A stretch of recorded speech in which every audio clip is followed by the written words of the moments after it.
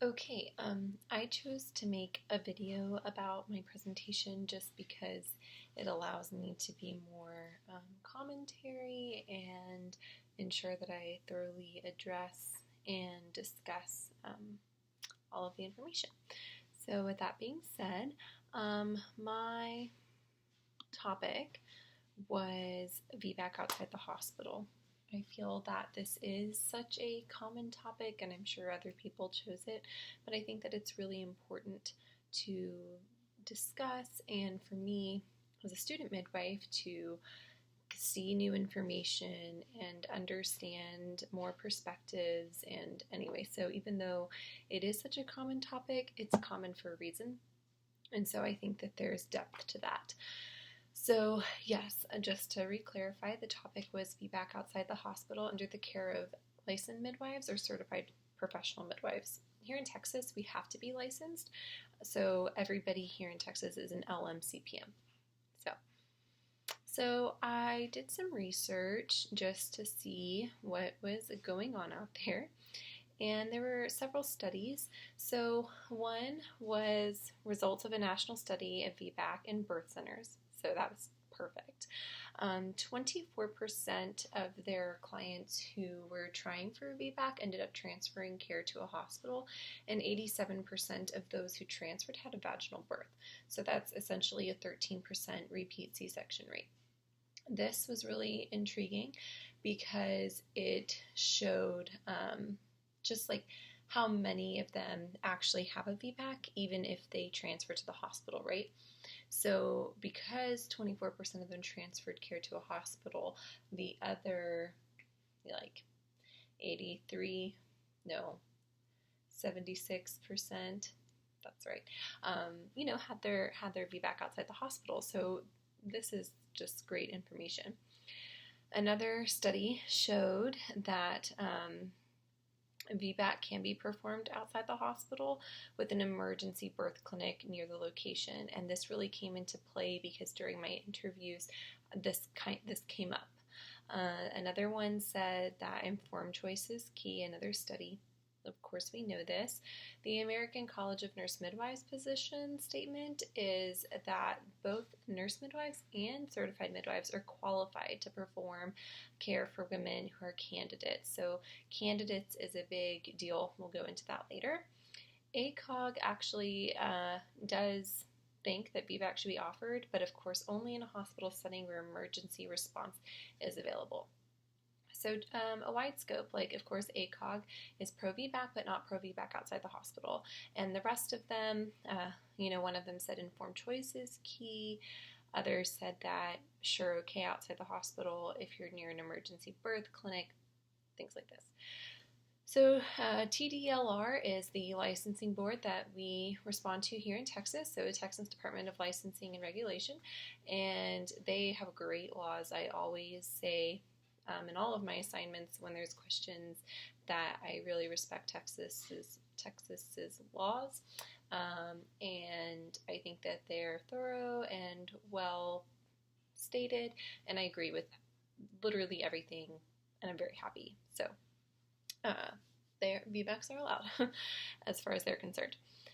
So next, I did some interviews, and I interviewed, I think it was 5 people, and I tried to get a broad scope. So I interviewed a LMCPM from a birth center.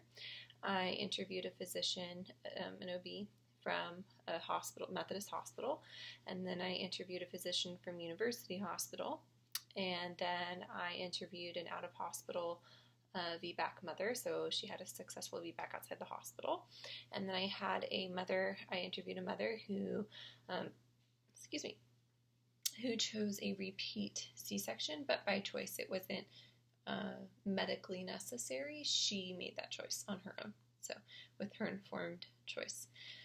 So essentially, the midwife from the birth center said that she agrees with the TDLR rules that VBACs should be allowed outside the hospital, but there should be certain standards and implications when it comes to those. So she stated very clearly that the operative report of the previous C-section should be thoroughly reviewed by the midwives or the midwife and to determine specific information. So one would need to know where the scar, the uterine incision was, how long ago the C-section was, why the C-section was performed in the first place. Was it arrest of fetal descent where the baby wouldn't come down anymore?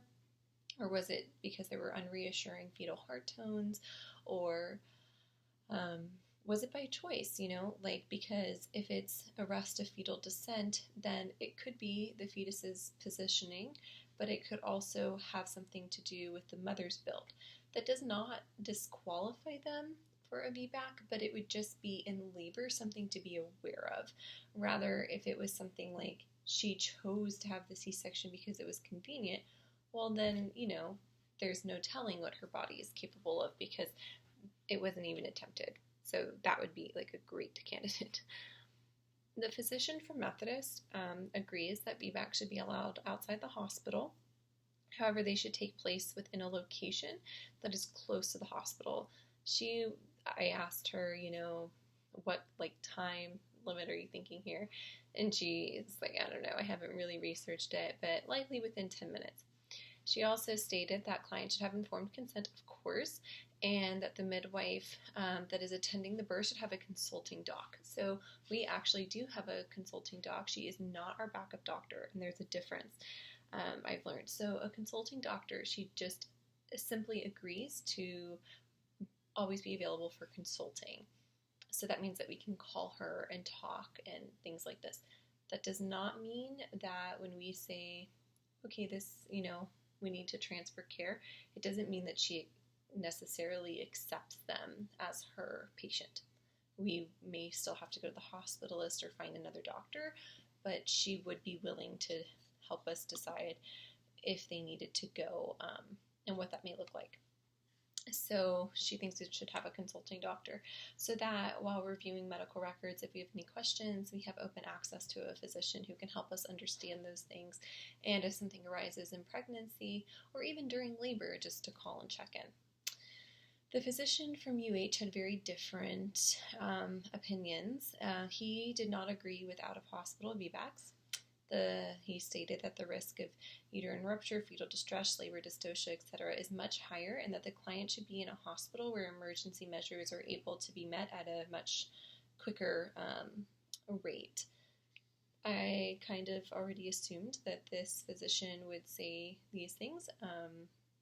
They are at university, they're the residents and the students, and so I actually did interview a resident, and I know personally, because my husband is one of those residents in OB, that they have very strict opinions on these things. So I wasn't surprised, and there is research that I found that did say that they should take place in a place where emergency things are readily available.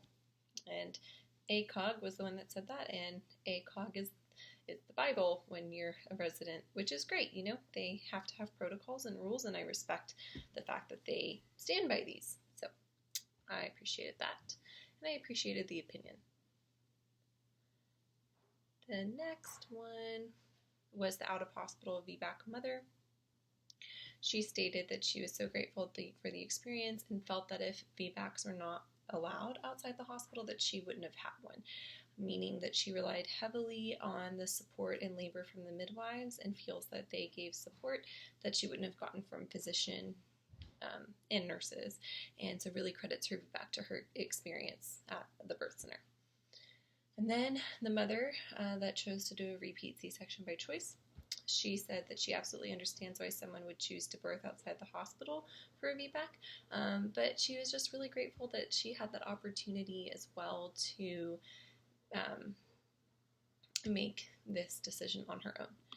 So in summary, I think it's really important that, I think that we have a really good position here. So we really only had one interviewee who stated that they don't think it should be allowed outside the hospital. Everybody else thought that it was acceptable, and the Texas laws say that it is acceptable to be performed outside of the hospital.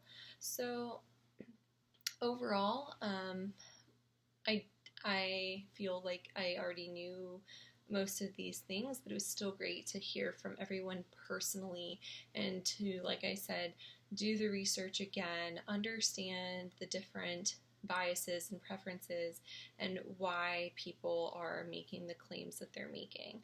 So overall, I think the law is sound. I think the opinions of everybody are sound, and I think the research is good research and valuable, and that everyone should continue to stay up to date on these things.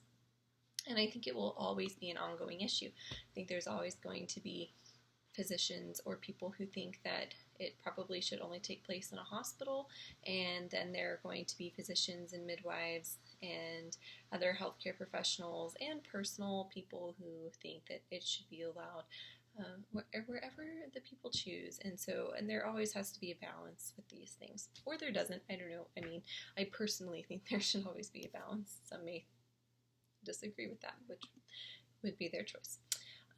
So hopefully I was unbiased as I was just giving the strict information. But now as a personal commentary, I agree with everyone, really. I even agree with the physician at university that says it should take place in an emergency environment. And of course, if the emergency environment was just as comforting and loving and put informed choice as highly as most out-of-hospital midwives give, I could see how that would make sense. But unfortunately, typically, and in this specific hospital, informed choice is not as a prominent thing. It's definitely not warming and welcoming there, and the staff does not have time to give the comfort. So I felt that that physician really should have taken those things into consideration when giving their opinion, but I get it. I really do get it. So, but yes, overall, I feel that the research lines up with people's opinions. Not that it had to, but it was interesting to see that little bits from the research actually was also stated in people's opinions. And sure, the physicians are up to speed on the research, I hope, but these mothers were not, and so, yeah. Overall, a very good project, very good assignment, learned a lot, felt it forced you to be thorough and take a lot of steps to accomplish it, so I appreciate that.